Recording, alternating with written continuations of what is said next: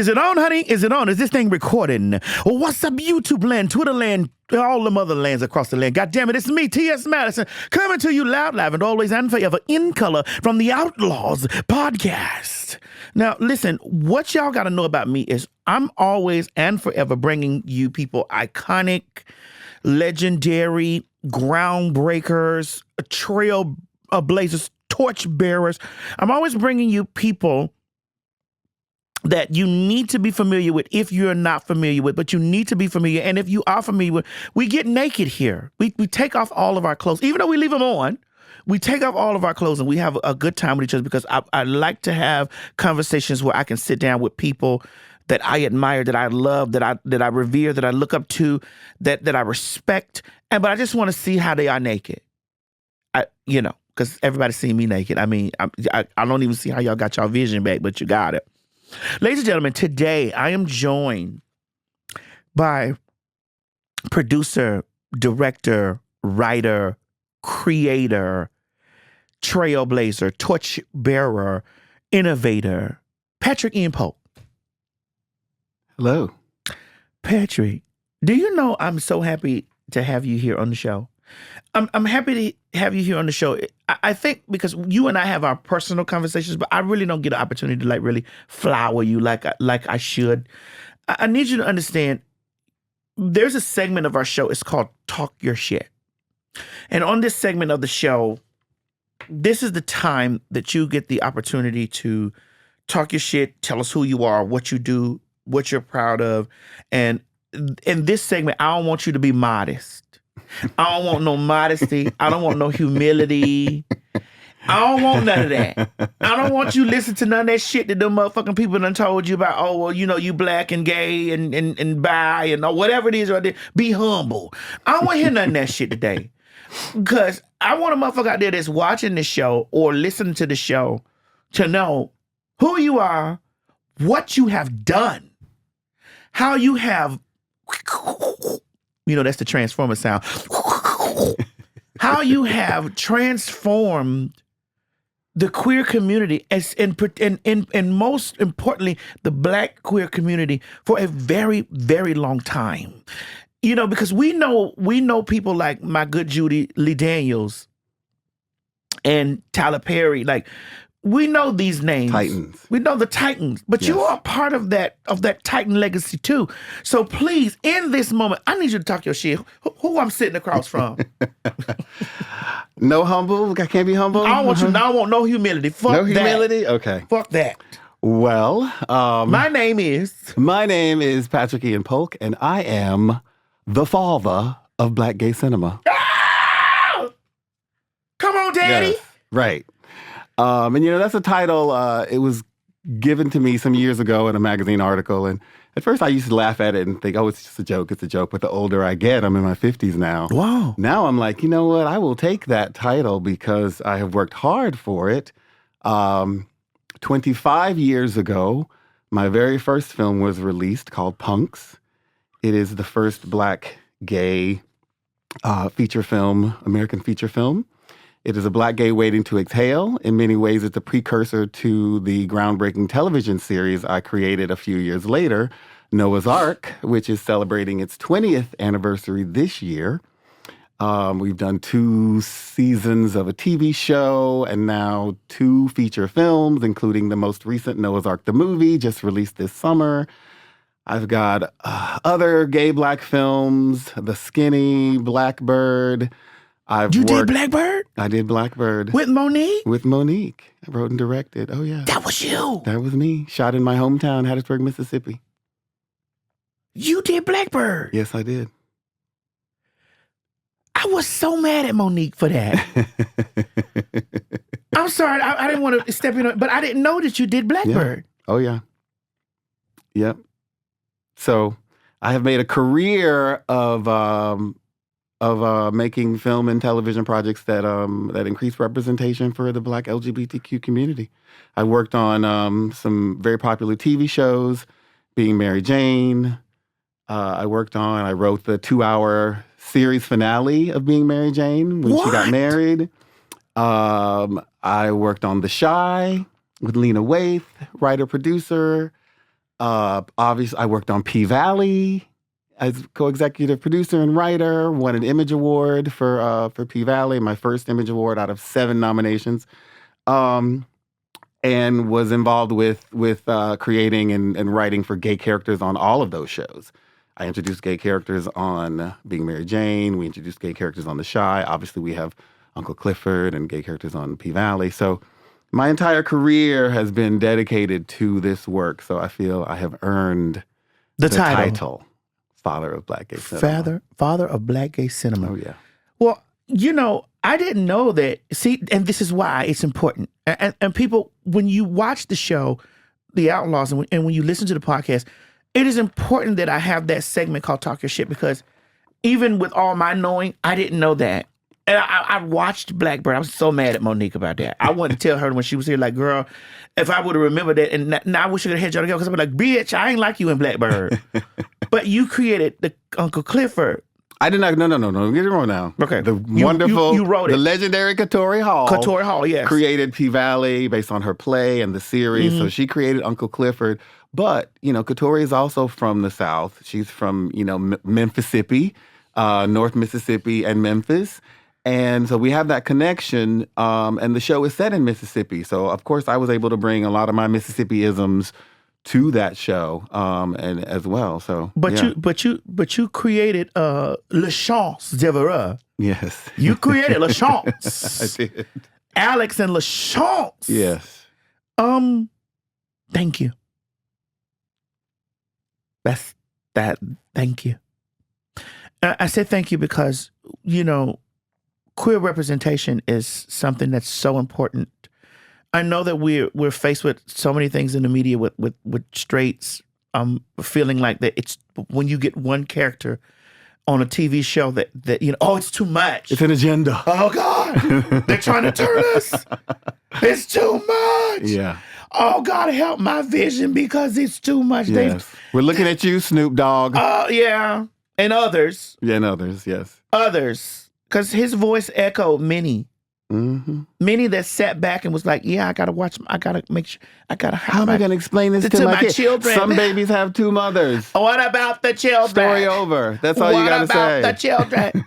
What about the children? It's those are things that I get so disgusted with. What about the children? But you're not thinking about your kids when you're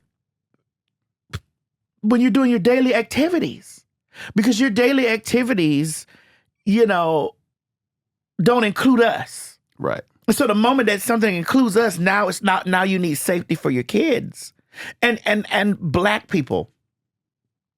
You motherfucking niggas. You motherfucking niggas do something to my soul. White people didn't want us on TV. You don't understand that the same talking points that you're using to queer people.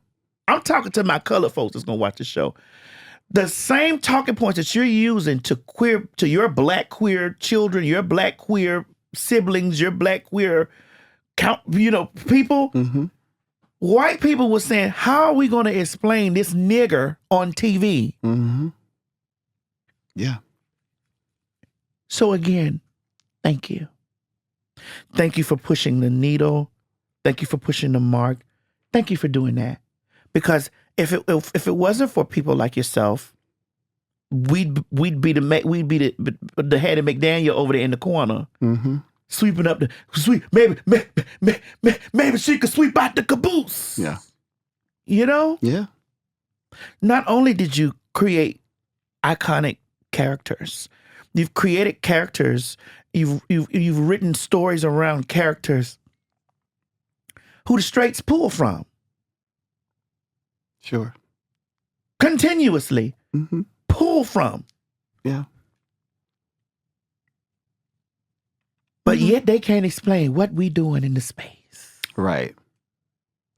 And now our vernacular has been completely co-opted. Everyone's doing this. Everyone's saying yes, queen. Yes, queen. Yes, God. What's the tiger? Gets giving. It's and giving. all the things. Right. You can you explain where you got that from to your kid? Right. Exactly. Can you explain where you got that from?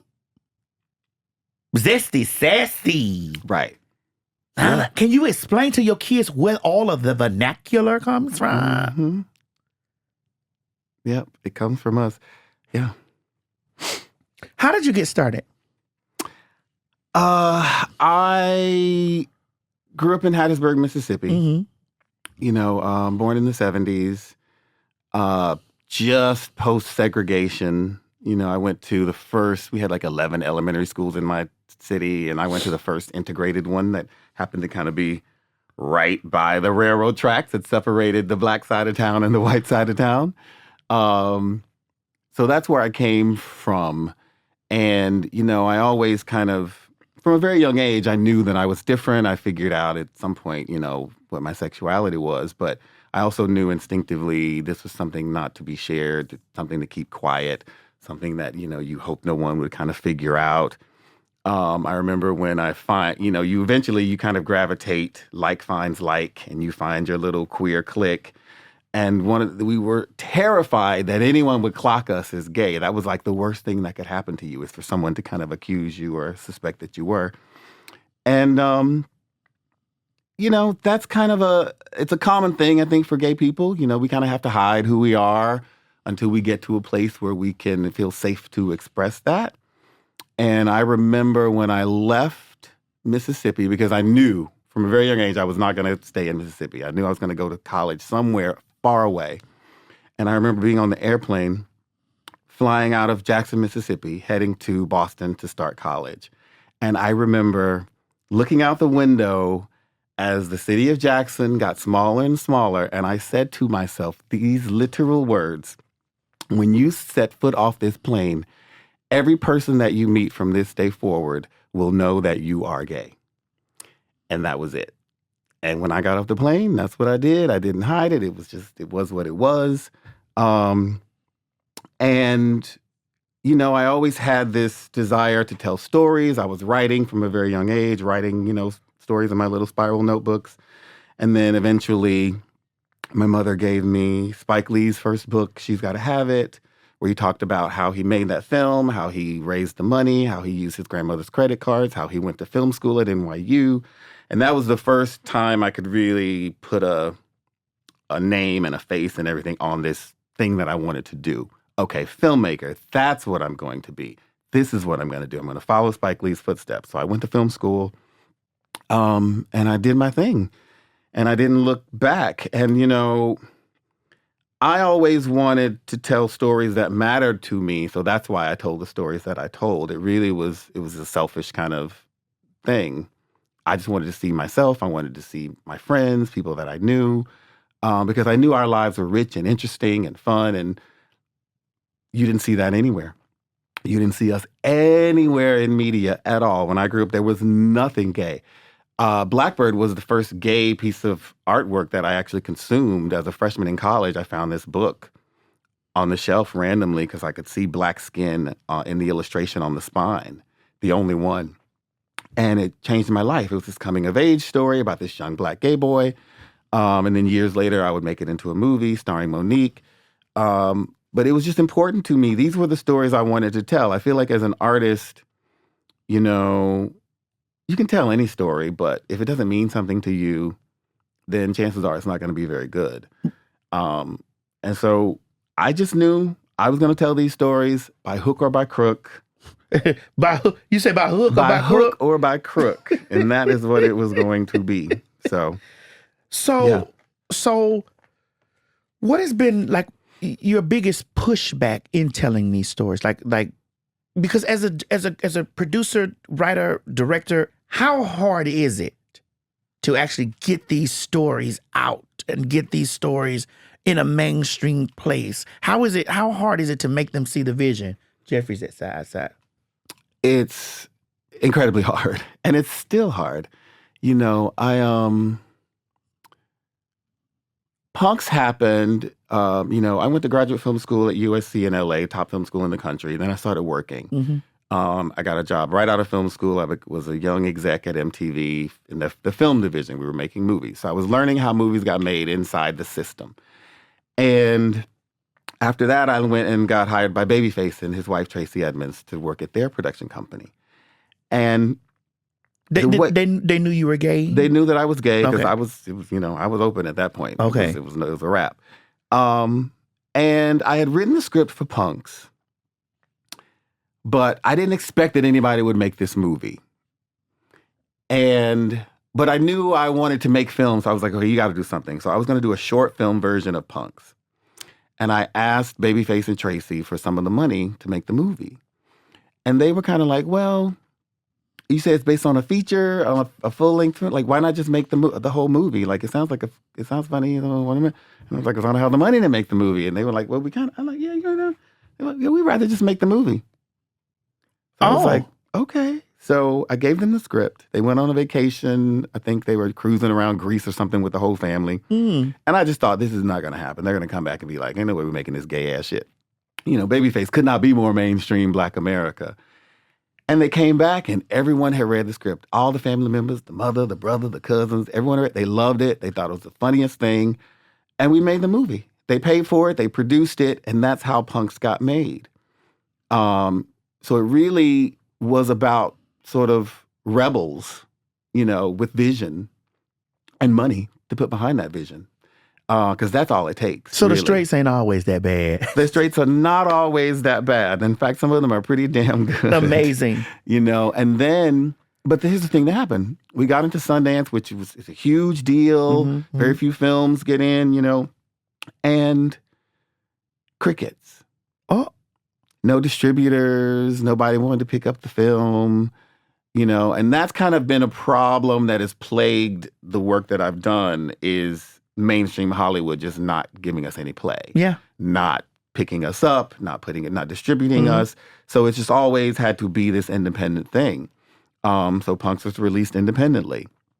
Still got, you know, award nominations, Independent Spirit Award nominations. And so a few years after that, I came up with the idea to do Noah's Ark. And having had that experience with Punks, I knew I wasn't even going to pitch it to Hollywood.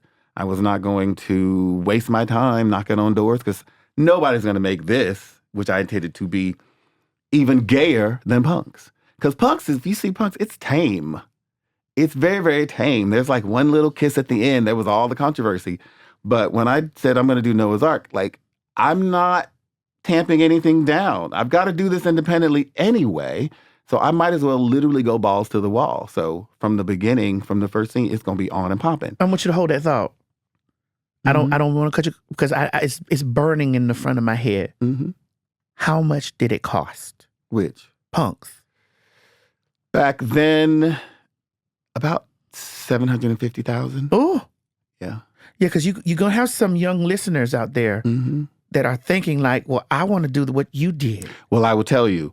Back then, we didn't have all the digital advancements had not happened yet. So we were still shooting on 35 millimeter film, which is very expensive and cumbersome. It's not like video where you can shoot as much as you want because, you know. So it wasn't as easy. If I were making the same film today with the technology, I could have done it for much less. It probably would have cost a fraction of that, a third of that maybe, you know. So the beautiful thing today is that people can literally, with your phone, you can create and make something, you know. So it's a lot easier now, thankfully.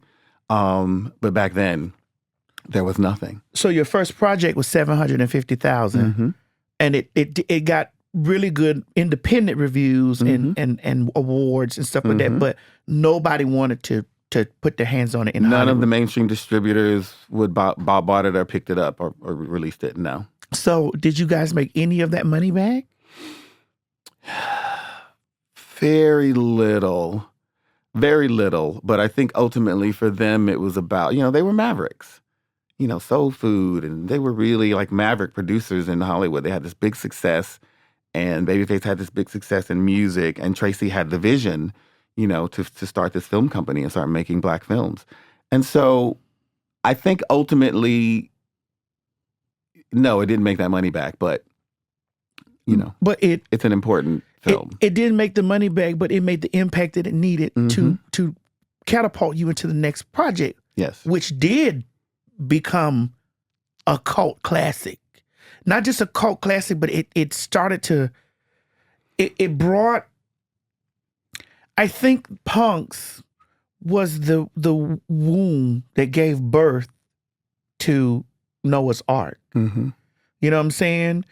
And you needed that. You needed that to happen, whether they recouped $750,000 or $5 million, but whatever. You needed that incubation period to birth Noah's Ark, which changed a lot of trajectory on a lot of stuff. I want you to explain that, but I want to tell you where I was when I first saw Noah's Ark. I was moving here to Atlanta. I didn't have anything. I was broke. I didn't have a car. I didn't have a place to live. I lived with my best friend who Logo TV didn't have any stuff. Except was it out there in Drag Race? Was Drag Race out? No. Drag Race wasn't. This was way before Drag Race. So I remember looking at this and I was like, wait. I remember pausing, saying, wait, like, are these all men? Like, are they gonna kiss? You know, my first thing was, are they gonna kiss? Are we gonna get to see them kiss? Are we gonna get to actually see romance or intimacy, like normal shit? Shit that's normal to the like straight people. Like, we see that shit all the time. It's like, girl, but then when you see this, it's like, okay, this is normal to me. Mm-hmm. So I remember me sitting on the floor and I was just like, I was excited for episode 1. Like, it was so many different characters. Now, I did say, I ain't gonna tell you no lie, I did say, where the girls at? Where is the girls? Y'all got everything on here but the girls. But then we got some of the girls in the fourth episode, the drag episode. We got some of the girls in there. You added some drag. But where's the girls? Yes. But I was happy to see the first move. And I don't think that people give you the grace that you, give you the accolade that you need. Ryan Murphy, you would have never been able to hold Pose down had the girls not already been prepared. That was the preparation period for the things that happen. Because we didn't see that. My emotions were up and down. Wade being the trade. You know what I'm saying? Noah she's the pussy codfish. And then all her girlfriends, they got the educated chance over there. It was the girl. She's too much. She's too stuck up, and you know, that was my. Explain to me, how did this happen? How did you birth these? I mean, because I know Punks was a part of it, but how did you say, okay, let me make these characters right here. Let me go in a different, because Punks was a little bit different. Mm-hmm. How you did that? So like I said, it was a few years after Punks had come out, and I had decided that when Punks was released, I was going to stop my executive career and just become a filmmaker full time. And I just wasn't getting any traction with anything. And then it was Black Gay Pride Week in LA, July 4th weekend in 2003, I think. Mm-hmm. And I went to the opening night party at the El Rey Theater. It was called Boy Trade. And I walked in, and I was looking for my friends, including, I think, Rodney Chester. We had become friends because he was in Punks. And I remember I just was struck with this idea, like, this is a whole ballroom full of people. They've traveled from all over the country. They're renting cars and hotel rooms and all this stuff. This is a viable audience. No one's making programming for us. So I'm going to make a show. This is literally in my head. I'm going to make Black Gay Sex in the City. I'm not going to pitch it to Hollywood because no one's going to buy it. But however I'm going to do it, 1 year from this day, this show will exist. You said that. I said you that. Spoke it. I spoke it. This was a Friday night. Sunday, I put casting notices in Backstage West. I came up with some character archetypes. I hadn't even written a script. Monday, I started writing the first short film script.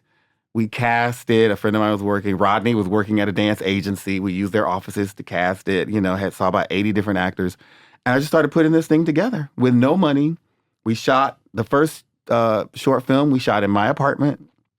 put it on the internet, broke the internet, because the first short is like really sexy. It's like Noah and Wade have been dating, and they haven't had sex yet, and this is the first time they're coming back, and they're finally going to have sex. And then the condom breaks, and this the whole thing, and Noah calls his friends, what do I do? It's all of that. But it was very sexy from the beginning, but all shot in my apartment, no money. But the response was crazy. Like the website kept crashing. We kept having to add more room and all this stuff. Then I quickly shot another short where the characters kind of talk to the camera and tell you who they are. My name is Noah, and I'm doing this, and I'm Chance, and blah, blah, blah. And then, again, it just kept growing and growing. And then I just started raising money because I had attended a conference that the Black AIDS Institute had held in that spring, where they brought together Black gay men from business, medicine, education, entertainment, all these different industries to think tank about how we could help their fight against HIV in the Black community.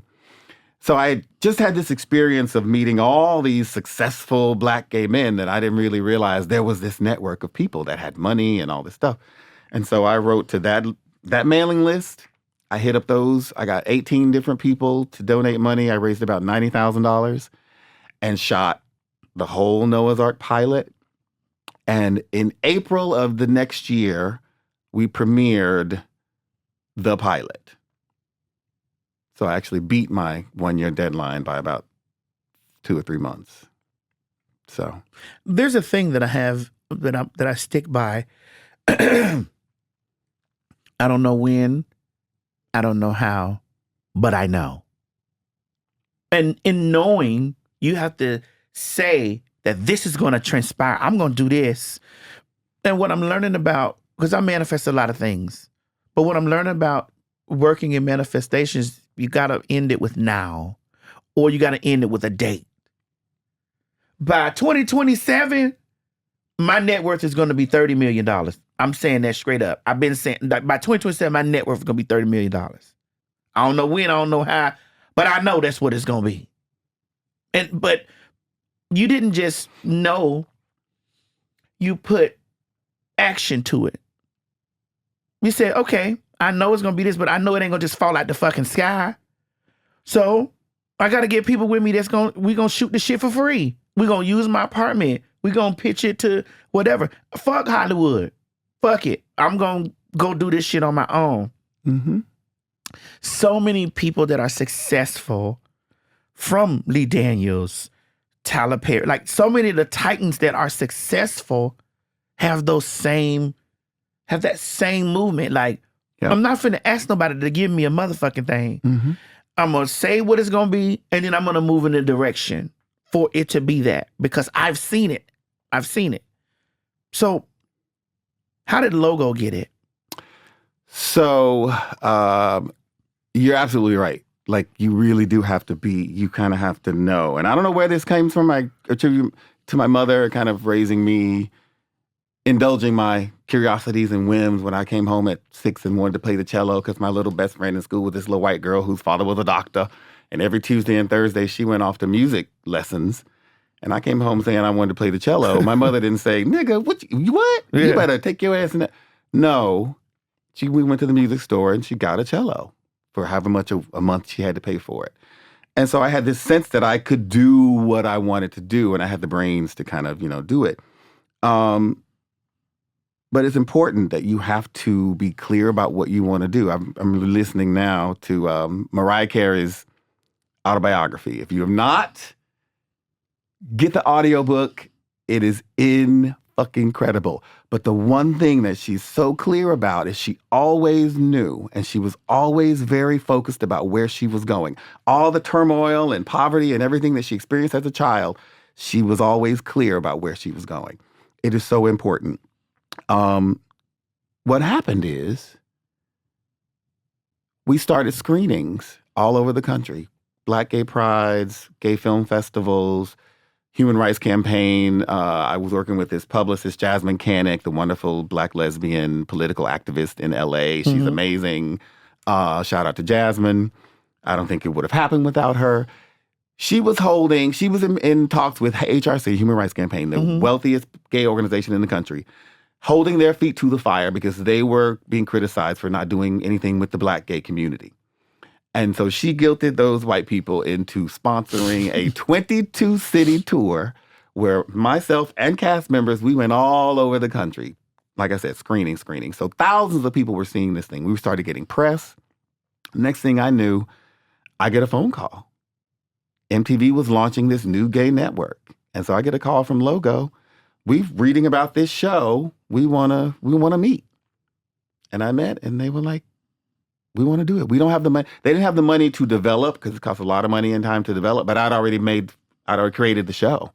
So they were like, yeah, we want to do it. So this thing that I never thought would be on TV, never thought anybody would ever be checking for to be on TV. I was prepared to start raising money for the next episode and to sell it in, DVDs and all of that. Ended up on TV.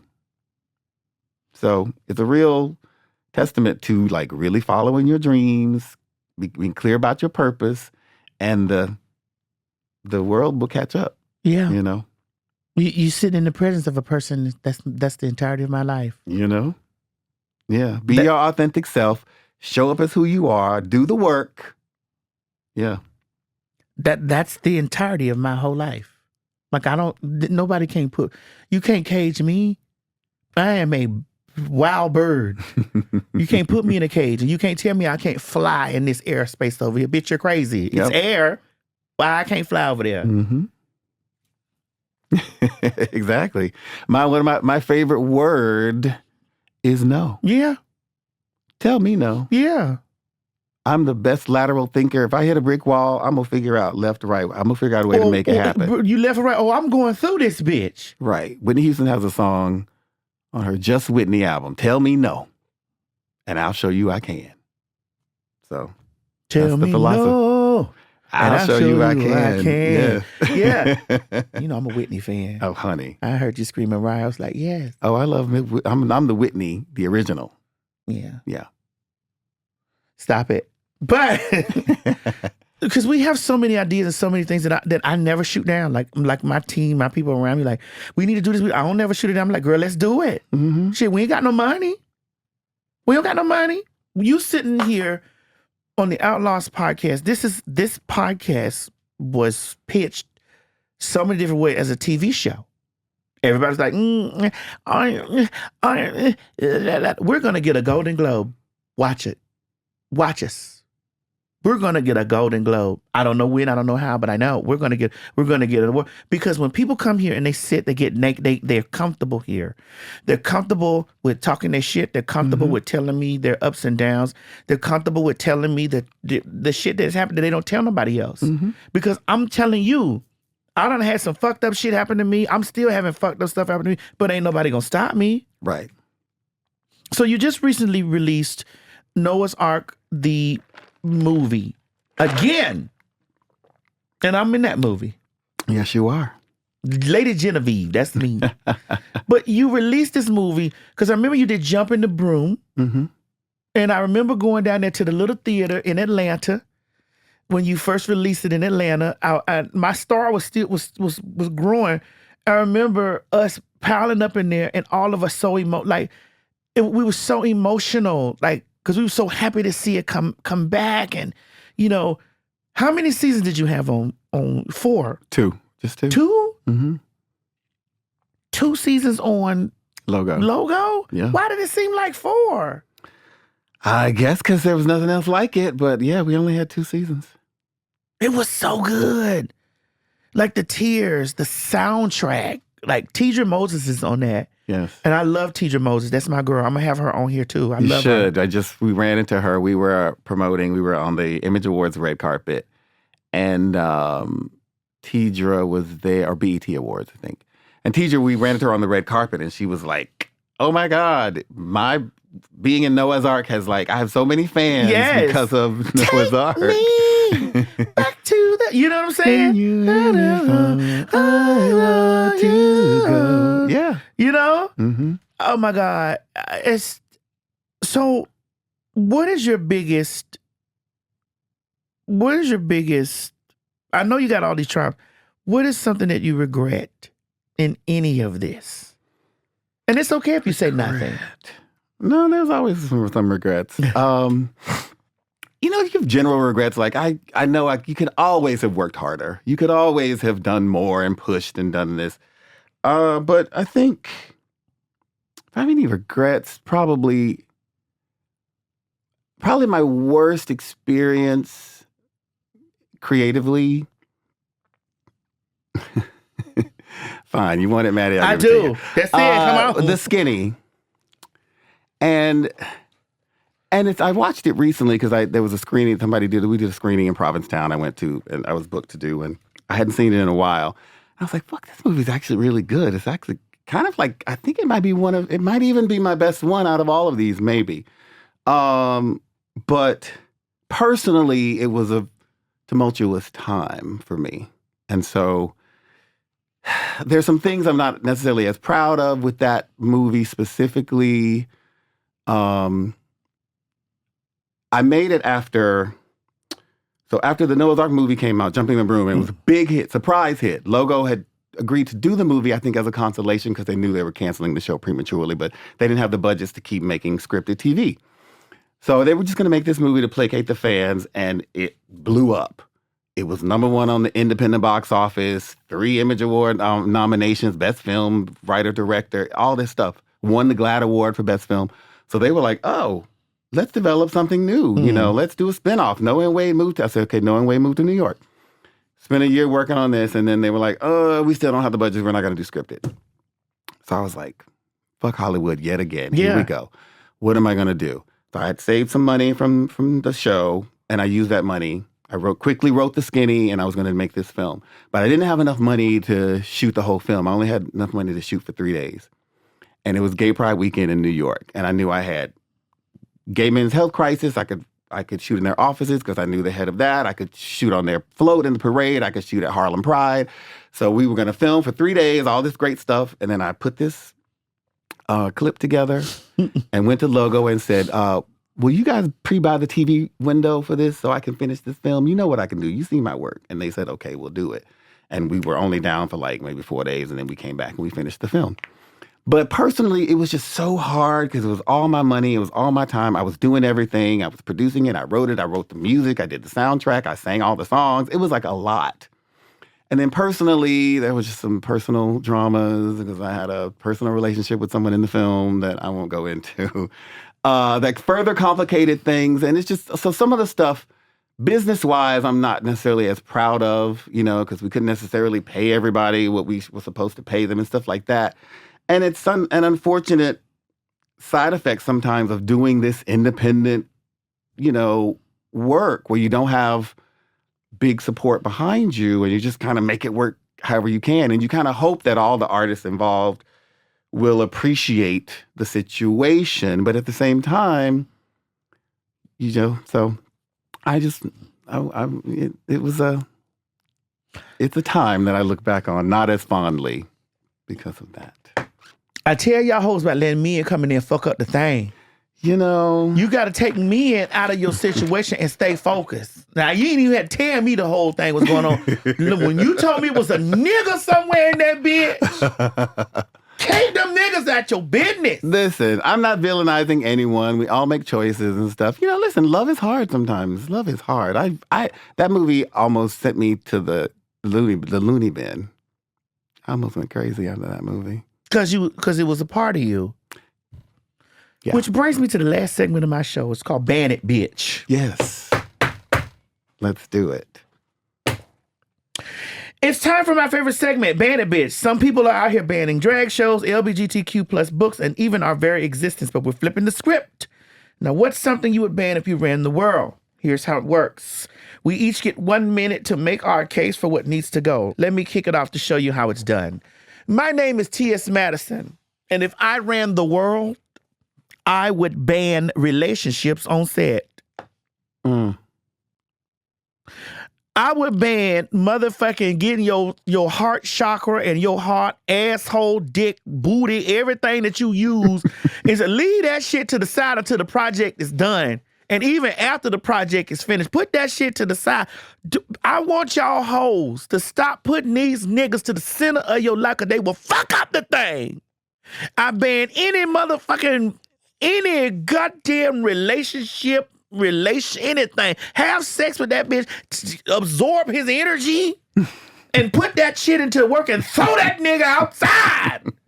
I'm tired of you men coming in here and women's folk fucking up the thing when all we got to do is finish a good project, put good shit out there. Y'all come with this fucked up energy and throwing the shit out. I bet all you niggas. Okay, my turn? Yeah. What would I ban? Ooh, that's a tough one. You're not going to piggyback off me? I mean, I don't know if that would. I think, listen, workplace romance is always, that's a minefield to navigate. It's always best to not shit where you eat. But it can be good if you have boundaries within it. If you know have what I'm saying? Right boundaries, it can be good. But it's tough. I discourage it, absolutely. And if you're going to get involved, you better keep that shit on the low until the shit's over, the project is over, and you can go do whatever. I guess I certainly would ban transphobia. Yeah. I would ban transphobia. It's just like, it's crazy to me to see the extent of it.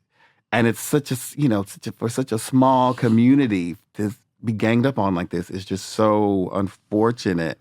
And it's interesting because I've got friends, I think young male friends who are navigating this world, kind of cis-het men, but who also like trans women. And so they're navigating this world of like, I like cis-het women, but I also like trans women, and what is that? And it's interesting, like the conversation you were having with Nene, who I've also had the pleasure of working with, developing a series. Is it working? What? We'll talk about that after you ban it. I thought that was a great conversation to have. As a lot of people were critical of Nene and that, but I think she was representing a feeling of a lot of straight women who don't necessarily have the vision to understand that there's not that big of a difference between trans women and cis-het women when you're talking about a man looking at who he's attracted to. Yes, there might be a genital difference down in the pants, but everything else you're presenting as woman. And so it's not that there's not a big divide there. And I think those are important conversations to keep having. And I want to ban transphobia. I'm sick of it. The dolls are amazing. And don't come for them. Leave them alone. And that's the minute. We did it. Did we do it in the control room? We did it. All right. So, Patrik, we've come to the end. We done banned it. Yes. What's next? Are you going to develop this series about banning transphobia? Are you going to develop the series around the difference? What's the difference? Because that's what you should. What's the difference? What's next is I'm working on an adaptation of Elin Harris' Invisible Life. Really? Yes. Tracy Edmonds is producing. Very excited about it. The script is amazing. I just finished the script earlier this year. So very, very excited about that. We're looking for financial backing. So anybody with the coins, Tyler Perry, where you at? My idol, Tyler Perry, where you at? I love Tyler. I do too. I'm just praying I get to work with this man one day. I'm like, we shot the first season of P-Valley. We shot on that at his studio. We were like the first production to shoot there. It was empty. It was beautiful. It was Anyway. You can make it happen. You made stuff happen before. We're going to make it happen. I've not made my pitch to Mr. Perry yet, but I'm going to. I'm going to make my official pitch to him one day soon. So that's next. And then again, just figuring out, I think we've had all these wonderful advancements. There are all these amazing Black queer artists that are working now, making amazing work. Jeremy O'Harris, Justin Simeon, Terrell McCraney, Lena Waithe, etc. All these people who all of them were, inspired by me, they tell me. So it's true. I really appreciate that more than anything because as a legacy, because I don't have millions in the bank yet. But when I look at all of the work that's out there, the artists that are out there who were inspired by Noah's Ark and my work, that is an incredible legacy that I really hold to dearly. But I just want to keep pushing the envelope, pushing the boundaries even further because it is amazing to me that 20 years on, we have still not had anything even close to resembling Noah's Ark. It is amazing to me that 99 times out of 100, when you see a black gay male character on TV in anything or films, they never have a black partner. Never. You could list them all, and they all have, it's white or other. And we need more. We need more representation. We need to see that Black gay love is real and exists. So I'm interested in that. I'm interested in exploring more trans stories. So I'm bringing it. And I'm interested to see how you bring it to life. Yeah. Again, and Patrik, I want to see you acting more because you were incredible in the movie. Thank you for giving me that chance to do that. When you busted, you the first line in the club. Yes, God. I was like, yes, Bitch, y'all this is how you hoes doing sleep. it. Bitch, y'all hoes sleep. Let me ask you this. What's next for Noah's Ark? What's next for Noah's Ark? So the movie came out. It's on Paramount Plus, along with all the episodes of the series and the first movie, Jumping the Broom. So go stream it multiple times. Those views matter. The new movie called Noah's Ark the Movie came out in June. It is one of the most watched movies on that platform since it was started. And we need, now that the dust has settled on this corporate sale of Paramount to Skydance and all this stuff, and we kind of know who all the executives are going to be, my hope is that we will get a reboot. I'm looking for my overall deal. I think I have proven myself. If y'all got $1.5 billion for Matt and Trey, the South Park creators, who I know from way back when I was working at MTV back in the day, then I think you got a few million, for us to bring back this show that has a legacy, that has an audience, that has much more story to tell. You've seen what we can do in this movie that just came out. It is time. So Skydance, Paramount Plus, Showtime, we are ready for our reboot. We are ready to go. And that is what is next for Noah's Ark. I am claiming it. It is going to happen. Yeah. You don't know when, you don't know how, but you know. I know. You know. All right, y'all, honey. This has been Patrik-Ian Polk. Patrik, thank you. Thank you And I hope I ain't pried too deep in your business, No, it's still, okay. You still leaving here with some dignity. Yes, thank goodness. Thank you so much. I am just so proud of you. Everything that you're doing, I'm so proud of you. Thank you. I love you. And I'm going to be Lady Genevieve on that series. Yes. Totally. Absolutely. Watch it, bitch. Yes. Bye, y'all. Thank you. Thank you. So, did you learn something from this trip?